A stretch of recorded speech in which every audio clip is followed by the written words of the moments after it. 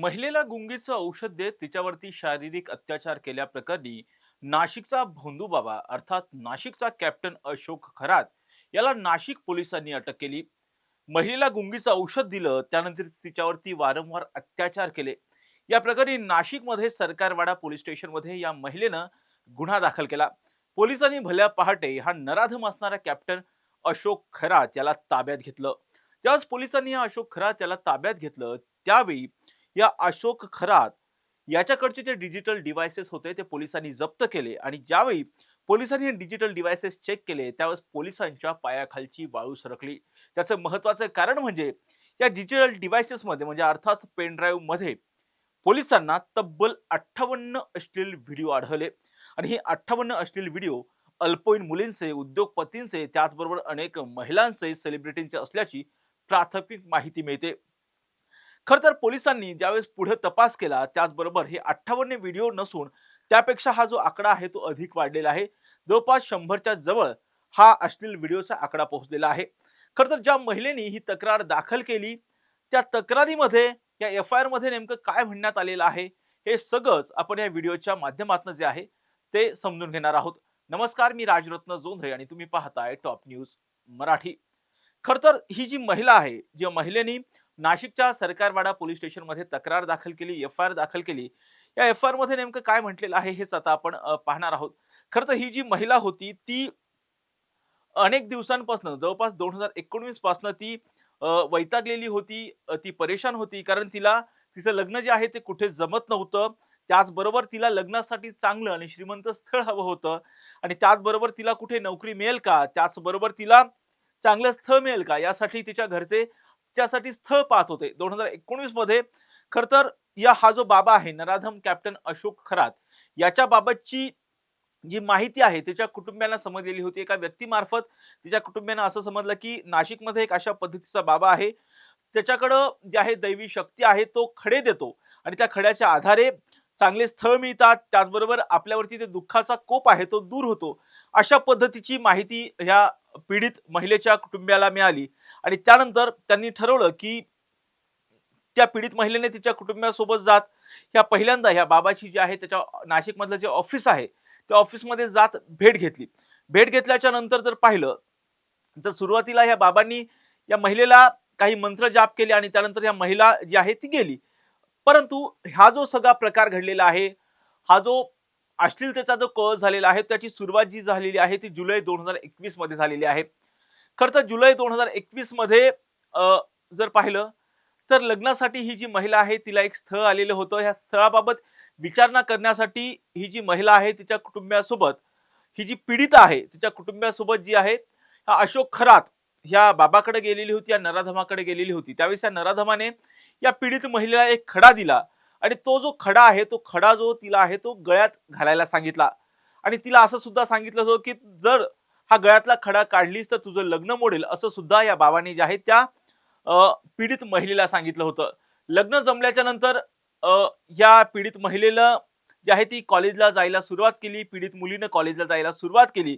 तेव्हा कॉलेजला जात असल्यामुळे तिने तिच्या जो गळ्यामध्ये तो खडा होता तो खडा काढून ठेवला आणि त्यानंतर अचानक मुलीकडच्या अर्थात अचानक जे आहे ते मुलाकडच्यांनी हे जे लग्न आहे ते लग्न करायचं नसल्याचं या पीडित मुलीच्या कुटुंबियांना सांगितलं आणि हे लग्न मोडलं. त्यामुळे ही जी पीडित आहे, ज्या पद्धतीने या बाबांनी सांगितलेलं होतं की मी जो खडा दिलेला आहे तो खडा गळ्यामधून काढू नकोस, हा जर खडा जर तू गळ्यामधून काढला तर तुझं लग्न मोडेल. ही मुलगी जी आहे शिक्षणासाठी गेलेली होती आणि त्यामुळे ती वारंवार गळ्यामधला जो बाबांनी दिलेला हा नराधम अशोक खरात यांनी दिलेला जो खडा आहे ती वारंवार काढून ठेवायची आणि त्यामुळे ज्या पद्धतीचा निरोप ज्या मुलाकडच्या कुटुंबियांकडून या मुलीच्या कुटुंबियांना आला की त्यांना हे लग्न करायचं नाही आणि त्यामुळे हे लग्न मोडलं. त्यामुळे आपणच आपल्या गळ्यातील खडा बाजूला काढून ठेवला, त्यामुळे आपलं लग्न मोडलं, अशा पद्धतीचा समज या पीडित मुलीचा झाला आणि त्यामुळे तिचा ह्या नराधम जो अशोक खरात बाबा आहे, जो नाशिकचा बलात्कारी बाबा आहे, त्याच्यावरचा विश्वास वाढत गेल्याचं या पीडितेनं एफ-आय-आर मध्ये म्हटलेलं आहे.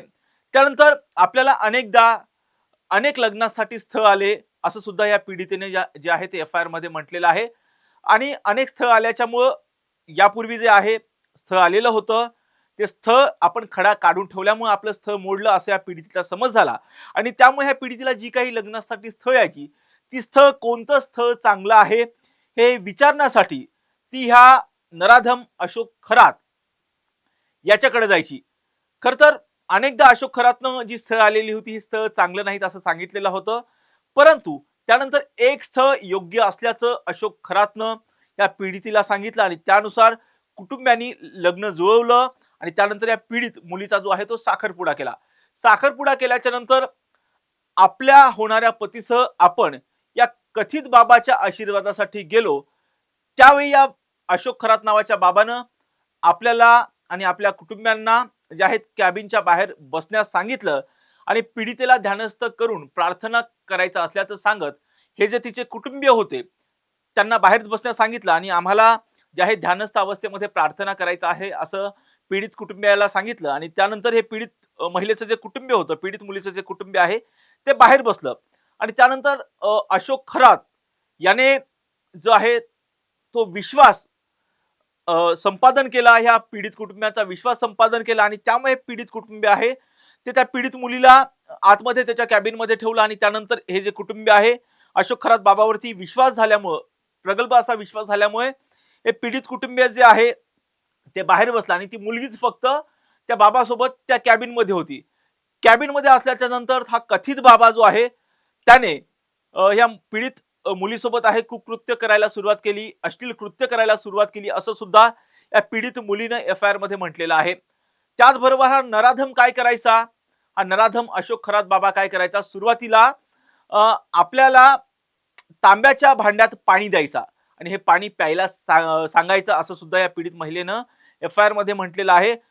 हे पाणी खारट आहे, कडवट लागायचं असं सुद्धा या पीडित महिलेने एफआयआर मध्ये म्हटलं. हे पाणी प्यायल्यानंतर आपल्याला मळमळल्यासारखं व्हायचं, तसंच गरगरल्यासारखं व्हायचं असं सुद्धा या पीडित महिलेने एफआयआर मध्ये म्हटलं. हे पाणी जितकं जास्त प्यायलं जाईल तितकं शुभ फळ मिळेल अशा पद्धतीचा बाबा या पीडित महिलेला सांगायचा आणि त्यामुळे तिला अधिकाधिक पाणी प्यायला सांगायचा. तसंच या बाबानं ग्लास जो पेला आहे तो डोक्यावर ठेवून उभं राहायला सांगायचा आणि त्यानंतर गायत्री मंत्र म्हणायला ह्या ज्या आहेत ते पीडित महिलेला म्हणायला लावायचा आणि त्यानंतर अशोक खरातने या बाबाने जो आहे पीडित महिलेच्या पाठीमागे जाऊन मंत्र सुद्धा म्हणायचा आणि मंत्राची सुरुवात करत असताना पीडितेवरती हा नराधम अशोक खरात जो बाबा आहे बलात्कारी बाबा आहे तो अत्याचार करायला सुरुवात करायचा. आरोपी अशोक खरात याने पीडितेच्या कानात हे सगळं सुरुवातीला तो तिला पाणी प्यायला जायचा, खारट कडू जे आहे ते पाणी प्यायला जायचा. त्यानंतर पाणी प्यायला दिल्याच्या नंतर तो जो पेला आहे तो तिला डोक्यावरती ठेवायला सांगायचा. त्यानंतर तिच्या पाठीमागे जात तिच्या कानामध्ये गायत्री मंत्र जो आहे त्याचा जप करायचा आणि त्याचबरोबर जसं हे पाणी प्यायल्याच्या नंतर हे गुंगीचं पाणी प्यायल्याच्या नंतर जशी जशी या महिलेला धुंद यायची, नशा चढायची, गुंगी चढायची त्यावेळी ह्या महिलेच्या पीडितेच्या कानात जाऊन त्यांना म्हणायचा की मी कृष्णाचा अवतार आहे, तू माझी राधा आहेस असं म्हणत वारंवार तो आहे तिच्यावरती अत्याचार करायचा असं सुद्धा या पीडित महिलेनं जे आहेत एफआयआर मध्ये म्हटलेलं आहे. हा जो संपूर्ण प्रकार घडत होता या प्रकाराबद्दल या पीडित महिलेनं जे आहे पीडित मुलीनं जे आहे तिच्या घरच्यांना कधीही सांगितलेलं नाही. जर तुला आणि तुझ्या पतीला जर तू जर हे तुझ्या पतीला किंवा कुटुंबियाला सांगितलं तर तुला आणि तुझ्या पतीला मी ठार मारेल अशा पद्धतीची धमकी सुद्धा या पीडित नराधम अशोक खरात याने या पीडित मुलीला जी आहे महिलेला जी आहे दिलेली होती. पीडितेने या धमकीच्या भीतीपोटी या बाबतीमध्ये कुठेही वाच्यता केलेली नाही, कुणाला सांगितलेलं नाही आणि वारंवार हा अशोक खरात पीडितेला आशीर्वाद घेण्यासाठी यायला सांगायचा. सातत्याने जसं ही पीडिता ती यायची तेव्हा नराधम अशोक खरात तिच्यावरती सातत्याने अत्याचार करायचा असं सुद्धा या पीडितेने एफआयआर मध्ये म्हटलंय. हा आरोपी नराधम अशोक खरातने या पीडितेवर 2023 ते 2025 या काळात अनेकदा अत्याचार केल्याचं सुद्धा या पीडितेने जे आहे एफआयआर मध्ये म्हटलेलं आहे.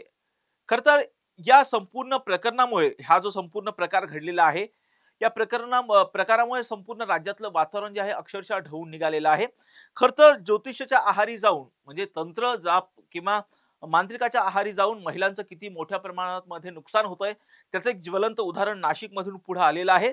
खरं तर या प्रकरणामध्ये हा नराधम बाबावरती पोलिसांनी कडक अशी कारवाई केलेली आहे. या नराधम बाबाला पोलिसांनी ताब्यात घेतलेलं आहे. त्याला 24 तारखेपर्यंत जी आहे 24 तारखेपर्यंत त्याला पोलीस कस्टडीमध्ये ठेवण्याचे आदेश सुद्धा दिलेले आहेत. त्या प्रकरणामध्ये एसआयटी जोरदार तपास सुद्धा करत आहे. या प्रकरणात जर पाहिलं तर सुरुवातीला 58 व्हिडिओ सापडलेले होते. आता तो आकडा 100च्या पुढे गेलेला आहे. त्याचबरोबर पोलिसांच्या वतीनं असं सुद्धा आवाहन केलं जातंय, की अशा पद्धतीने कोणीही न घाबरता या पीडित बाबाच्या विरोधात तक्रार, जर कोणावरती अत्याचार झाला असेल तर पीडित बाबाच्या विरोधात तक्रार द्यायला पुढे आलं पाहिजे. आतापर्यंत या पीडित बाबाच्या विरोधात 3 तक्रारी सुद्धा दाखल झालेल्या आहेत. या पीडित बाबाचे अनेक पॉलिटिकल कनेक्शन सुद्धा पुढे आलेले आहेत. एकनाथ शिंदे असतील, राधाकृष्ण विखे पाटील असतील, निलेश लंके असतील, रुपाली चाकणकर असतील, यांच्यासोबत सुद्धा या पीडित यांच्यासोबत हा जो नराधम बाबा आहे अशोक खरात यांच्यासोबतचे फोटो जे आहेत या सगळ्या राजकीय नेत्यांचे सुद्धा पुढे आलेले आहेत आणि त्यामुळे याला खूप मोठं एक अँगल प्राप्त झालेलं आहे. आणि आता अशा पद्धतीने ह्या नराधम बाबाने किती जणांवरती अत्याचार केलेले आहेत, जवळपास आता 100 व्हिडिओ जे आहेत, अश्लील व्हिडिओ पोलिसांच्या हाती लागलेले आहेत. या बाबतीमध्ये अधिकचा तपास सुद्धा सुरू आहे. परंतु या तपासातून कोणती महत्त्वाची धक्कादायक माहिती पुढे येते पाहणं सुद्धा आता महत्त्वाचं असणार आहे. आणि या घटनांचे प्रत्येक अपडेट आम्ही टॉप न्यूज मराठीच्या माध्यमातून आपल्यापर्यंत पोहोचवणारच आहोत. यासाठी तुम्ही पाहत राहा टॉप न्यूज मराठी, आपला महाराष्ट्र, आपली बातमी. तुमची car, electric panel, data server आगीपासून सुरक्षित आहे का? नाही? मग आजच बसवा F protect temperature activated fire suppression device. यामध्ये आहे eco friendly non toxic pressurised liquid, जे आग लागल्यास क्षणार्धात ऍक्टिव्हेट होऊन आगीवरती मिळवते नियंत्रण. बसवण्यास अतिशय सोपे आणि सुटसुटीत टेकालिपचे एक दर्जेदार उत्पादन एफ प्रोटेक्ट.